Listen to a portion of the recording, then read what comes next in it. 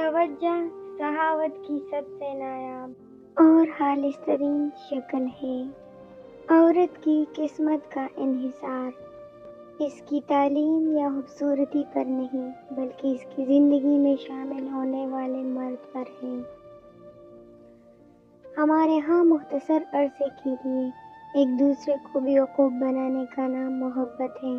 خوش رہنے کے لیے آپ کو صرف دو چیزوں کو ختم کرنے کی ضرورت ہے: برے مستقبل کا خوف اور برے ماضی کی یاد۔ مہتاب عرب کی قسم، وہ اس قدر پرکشش ہے کہ اس کو یک طرفہ چاہا جا سکتا ہے اور بار بار چاہا جا سکتا ہے۔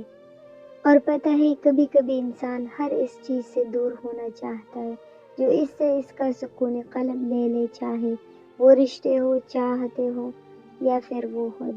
محبت کرنے والوں کے علاوہ باقی لوگ بچوں کی مانند ہیں جو دنیا کے کھیل میں مگن ہیں۔ اس عورت کو کبھی مت کھونا جس نے تمہارے سارے عیب دیکھتے ہوئے پھر بھی تم سے محبت کی۔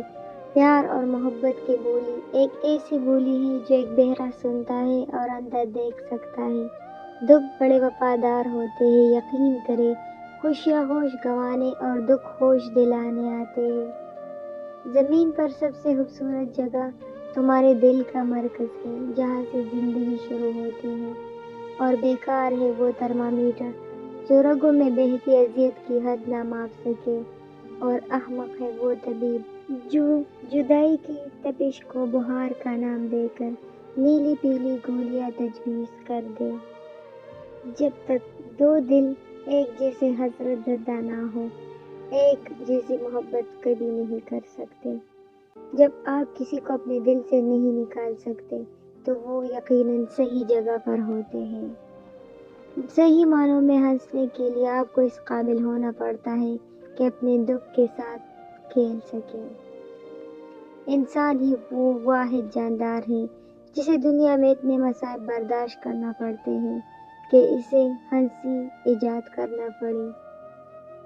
صرف سچائی کے آگے گھٹنے ٹیکو، صرف خوبصورتی کی پیروی کرو، صرف محبت کا کہنا مانو۔ زندگی میں وہ ایک شخص ڈھونڈیں جس سے بات کرتے وقت آپ کو الفاظ کا چناؤ نہ کرنا پڑے۔ محبت ایک خوبصورت بیماری ہے اور اسے پانے سے انکار کرنا بے وقوفی ہوگی۔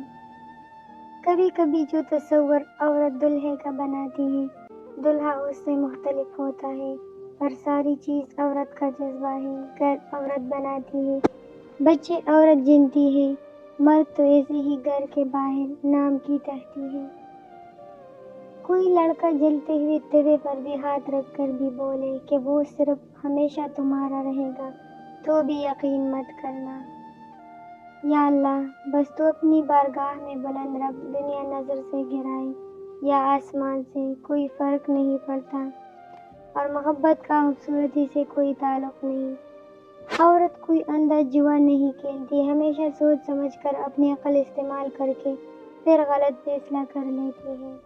یہ تھی ہماری آج کی کچھ باتیں جو میں نے آپ لوگوں کے سامنے رکھ دی۔ اگر آپ لوگوں کو اس میں سے کچھ بھی پسند آیا ہو تو اس ویڈیو کو لائک کیجیے گا۔ ملتے ہیں نیکسٹ ویڈیو کے ساتھ۔ اللہ حافظ۔